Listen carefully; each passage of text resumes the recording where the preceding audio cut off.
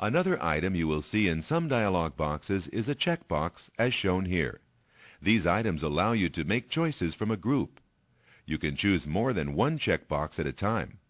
You can tell a checkbox is selected when there is a check mark in the box. List boxes are found in both Windows and dialog boxes. Often the contents of a list box are too lengthy to fit within a window. Scroll bars are used to allow you to move up and down to see the rest of the list. To use a scroll bar, drag the scroll box, click the scroll bar arrows, or click the scroll bar on either side of the scroll box. Good. Notice that the contents of the list box shifted up one. Another control you'll see in dialog boxes is called a slider. To use a slider, click the slider lever and drag it to the desired position. A different method is to point your mouse to where you want the slider to be, then click your mouse button. There is a special type of list box called a drop-down list box. A drop-down list box shows only one option with an arrow button. To reveal the rest of the contents of a drop-down list, click the arrow button. Let's try. Good. The color palette has now changed. If we were really working in Windows 2000, you might be asked to restart your computer before the colors on your desktop would change. Since this is a simulation, the desktop colors will not change. To close a dialog box, click the Close button located on the far right side of the title. For your convenience, the Run dialog box has been opened for you.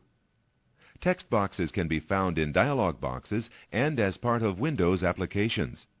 A text box is an area in which you type information. An insertion point shows where typed text will be displayed. This particular text box is used to open and run programs. Good. Notice that the WordPad window has been opened. Windows can change sizes. As you become more familiar with Windows, you are likely to keep more than one window on the desktop at a time. Frequently, you'll need to resize one to see the other. Or you may want to make a window large enough to cover the whole desktop. You can easily change the size of a window by dragging its borders. A window can be expanded or shrunk horizontally or vertically by dragging any one of its four borders. You can also size two sides of a window with one movement by dragging from any corner of the window. Another way to quickly resize windows is to use the Minimize, Maximize, and Restore buttons located in the upper right corner of every window. The Minimize button shrinks a window to a button on the taskbar. The Maximize button enlarges a window to fill the entire desktop. Once a window is maximized, the Maximize button becomes the Restore button, which will restore the window to its previous size when clicked. Let's maximize and then restore this window now.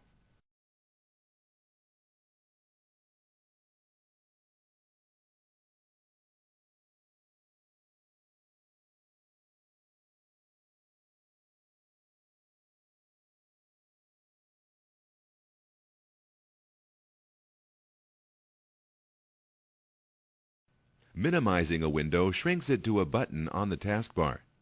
The window is still open and active, but it now occupies less of your desktop space. Let's try minimizing the word. The minimized window is still available by clicking the taskbar button. Clicking the taskbar button will open the window without having to open the application again. To move a window, point to the title bar. Hold the mouse button down and drag the window to a new location. Let's try this now.